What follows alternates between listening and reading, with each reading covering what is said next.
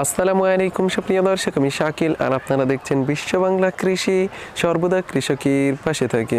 সুপ্রিয় দর্শক, এই ভিডিওতে আপনারা দেখতে পাবেন নভেম্বর মাসে কিভাবে গোলাপ গাছের পরিচর্যা নিতে হবে সে সম্পর্কে বিস্তারিত। সুপ্রিয় দর্শক, এই সময়টা খুবই গুরুত্বপূর্ণ গোলাপ গাছের জন্য। গোলাপ গাছে যদি প্রচুর পরিমাণে ফলন পেতে হয় তাহলে এই সময় ঠিকঠাকভাবে পরিচর্যা নিতে হবে এবং এই পরিচর্যা সম্পর্কেই বিস্তারিত জানানো হবে আজকের এই ভিডিওতে।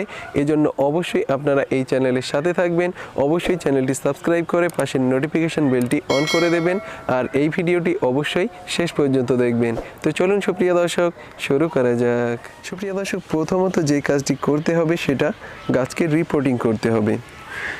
এই সময় অর্থাৎ নভেম্বর মাসে গাছকে রিপোর্টিং করলে গাছ প্রচুর পরিমাণে খাদ্য সংগ্রহ করবে এবং এই গাছে প্রচুর পরিমাণে ফুল হবে। এজন্য অবশ্যই আপনাকে এই সময় রিপোর্টিং করতে হবে এবং 8 বা 10 ইঞ্চির টবে যদি গোলাপ গাছ থাকে তাহলে টবটাকে পরিবর্তন করে আপনারা 12 ইঞ্চি বা 8 থেকে 10 ইঞ্চি করতে পারেন, এটা সবচেয়ে ভালো হয়। এই গাছগুলি 8 ইঞ্চি টবে ছিল এবং টবটাকে পরিবর্তন করে আমি এখন 10 ইঞ্চি টবে এই গাছগুলিকে প্রতিস্থাপন করেছি। দ্বিতীয়ত যে পদ্ধতি, এই গাছকে প্রুনিং করতে হবে। সুপ্রিয় দর্শক, এখানে অনেকগুলি গোলাপের গাছ আছে এবং এই গাছগুলিকে আমি প্রুনিং করব। এখনও এই গাছগুলিকে প্রুনিং করা হয়নি এবং এই ভিডিওতে আপনারা দেখতে পাবেন কিভাবে প্রুনিং করব এবং সার প্রয়োগ করব সে সম্পর্কে বিস্তারিত।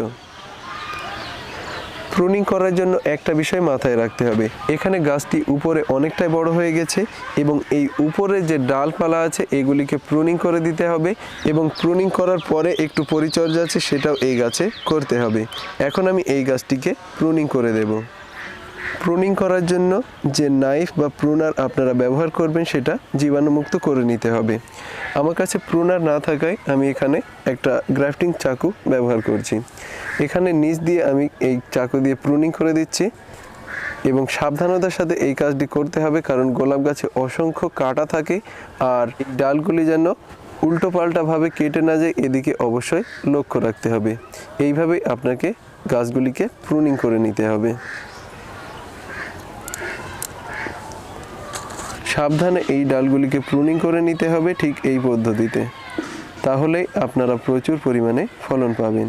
এবং অবশিষ্ট যে ডালপালা আছে এখানে, এই ডালপালা আপনারা বালিতে বসিয়ে দিতে পারেন, তাহলে নতুন চারা তৈরি হয়ে যাবে। কিভাবে এই ডাল থেকে চারা তৈরি করতে হবে সেটা দেখার জন্য আই বাটনে ক্লিক করুন বা ডিসক্রিপশন বক্সে লিঙ্ক দিয়ে দেব, সেখান থেকে আপনারা ভিডিও দেখে নিতে পারবেন।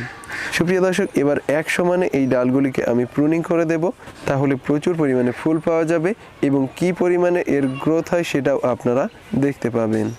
প্রুনিং করার জন্য আপনি যদি প্রুনার ব্যবহার করেন সবচেয়ে ভালো হবে এবং আপনি যদি গ্রাফটিং নাইফ বা অন্যান্য চাকু ব্যবহার করেন তাহলে একটু অসুবিধা আছে, কিন্তু সাবধানতার সাথে এই কাজটি করতে হবে। এবং প্রুনিং করার পরে অবশ্যই ক্ষত স্থানে ফাঙ্গিসাইড বা ছত্রাকনাশকের একটা প্রলেপ দিয়ে দেবেন। আমি এখানে ছত্রাকনাশকের একটি প্রলেপ দিয়ে দিচ্ছি। আপনারা যে কোনো ছত্রাকনাশক ব্যবহার করতে পারেন, আপনারা টাটা মাস্টার ব্যবহার করতে পারেন, সাব ফাঙ্গিসাইড ব্যবহার করতে পারেন, ইত্যাদি যে কোনো ছত্রাকনাশক আপনারা ব্যবহার করতে পারেন। এবং জৈবভাবে যদি আপনি করতে চান তাহলে হলুদের গুঁড়া পেস্ট করে নিয়ে তারপর এখানে লাগিয়ে দেবেন, তাহলে এই কাজটি সম্পন্ন হয়ে যাবে।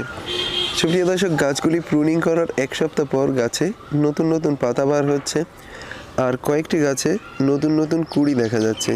এই কুঁড়িগুলি এখন রাখলে চলবে না, এই জন্য এই কুঁড়িগুলিকে আমি কেটে দিচ্ছি এবং এই গাছে এই সময়তে সার প্রয়োগ করতে হবে। আমি এই গাছে সার প্রয়োগ করব, তাহলে গাছগুলি আরও ঝাঁপালো হবে এবং গাছে প্রচুর পরিমাণে ফুল হবে। এই গাছটিতে সার প্রয়োগ করে আপনাদেরকে দেখাচ্ছি। সার প্রয়োগ করার আগে অবশ্যই গাছের গোড়ায় যে আগাছা বা ঘাস জন্মাবে সেগুলিকে পরিষ্কার করে নিতে হবে। এখন মাটি নরম থাকায় আমি হাত দিয়ে খুব সহজেই এই ঘাসগুলিকে তুলে ফেলতে পারবো। টবের সব আগাছা এবং ঘাস পরিষ্কার করে নিয়েছি। এবার এটাতে সার প্রয়োগ করব এবং সার হিসেবে আমি এনপিকে 15-15-15 সার প্রয়োগ করব। আপনারা এনপিকে 19-19-19 সার প্রয়োগ করতে পারেন, খুব ভালো ফুল পাবেন এবং গাছের গ্রোথটাও খুব ভালো হবে। 1 চা চামচ পরিমাণে এই সারটি প্রয়োগ করতে হবে, তাহলে গাছের খুব ভালো গ্রোথ লক্ষ্য করতে পারবেন। এবং 15 দিন অন্তর অন্তর এই সারটি প্রয়োগ করতে হবে। আর ফুল গাছে আপনারা রাসায়নিক সার প্রয়োগ করতে পারেন এবং জৈব সার প্রয়োগ করতে পারেন। রাসায়নিক সার প্রয়োগ করলে খুবই ভালো হবে এবং যেহেতু ফুলগুলি খাওয়া হচ্ছে না, এক্ষেত্রে রাসায়নিক সার গোলাপ গাছে প্রয়োগ করা যায়। সুপ্রিয় দর্শক, এভাবেই নভেম্বর মাসে গোলাপ গাছের পরিচর্যা নিতে হবে এবং আপনাদের যদি এই ভিডিওটি ভালো লাগে তাহলে অবশ্যই কমেন্টে জানাবেন এবং এর দ্বিতীয় পর্ব অবশ্যই আপনাদের সামনে নিয়ে আসব। সুপ্রিয় দর্শক, গোলাপ গাছের নতুন নতুন ডালপালা বার হলে এই সময় কীটনাশক প্রয়োগ করতে হবে এবং সাথে ছত্রাকনাশক প্রয়োগ করতে হবে।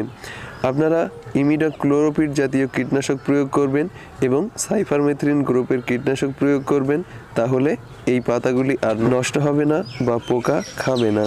আর ছত্রাকনাশক প্রয়োগ না করলে এ ধরনের ছত্রাকের আক্রমণ হবে আর নতুন নতুন যে পাতা বার হচ্ছে এই পাতাগুলি খসে পড়ে যাবে।